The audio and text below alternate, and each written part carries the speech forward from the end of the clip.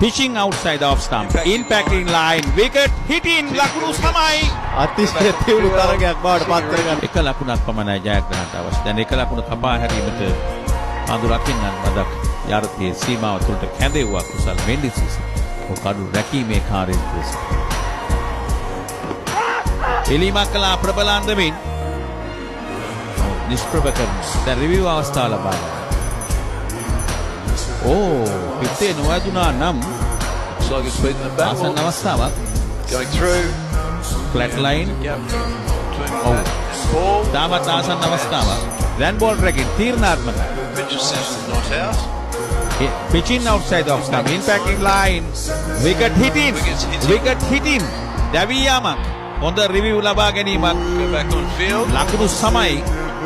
ඉන්දිය කණ්ඩායම ලකුණු 230 වෙන තීරණය ලැබෙනවා. තමාගේ තීරණය රිවෝක් කරනවා රවීන්ද්‍ර විමල්සේන විනිශ්චයකරු ආශ්දීප් සිං. තීරණාත්මක පන්දුවට මුහුණ දීමට පැමිණ තිබෙන තරඟ 7කදී ලකුණු 34ක් වැඩිම ලකුණු ප්‍රමාණය 18ක්. 230යි කඩු 9යි ඉන්දිය කණ්ඩායම. මේ එක් දින තරඟාවලිය යලි නැගී සිටීම යලි පිබිදීම ආගේ කළ යුතුයි. එක ලකුණ කපා හරින්නට දැන් සියලුම ක්‍රීඩකයන් එක් ක්‍රීඩකයෙකු හැර අනෙක් ක්‍රීඩකයන් යාරතේ සීමාව තුළට කැඳවන ආකාරය දක්නට ලැබේ. නමුත් මේ ස්ක්වාලික් සහ මිඩ් විකට් අතර ස්ක්වාලික් අතර ඇයි අර 45ක් එල්ල කරයිද ඩීප් ස්ක්වාලික්ගේ පන්දු රකින්නේ යොදවා තිබෙන. එක ලකුණ කපා හැරිය යුතුයි. 230යි කඩු 9ක ලකුණු සම වී තිබේ. චරිත අසලංක ඉලීමක් කළා දැවී ගියා ලකුණු සමයි. රවීන්ද්‍ර විමල්සේන විනිශ්චයකරු තීරණය කරනවා ඒ දැවී ගිය ක්‍රීඩකයෙක් හැටියට.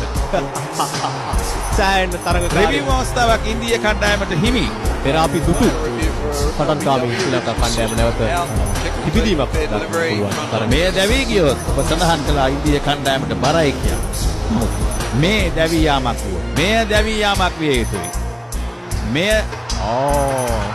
අපි බලමු අම්පයර්ස් කොල්ලුවත් දැවී යාම. අල්ට්‍රේජ් විමසන අවස්ථාව. පිටේ වදින ආකාරයක් දක්නට ලැබෙන්නේ නැහැ. No bat involved. අපි බලමු. Richard decisions out. Pitching outside off stump. Impacting line. Wicket hitting. ලකුණු සමයි.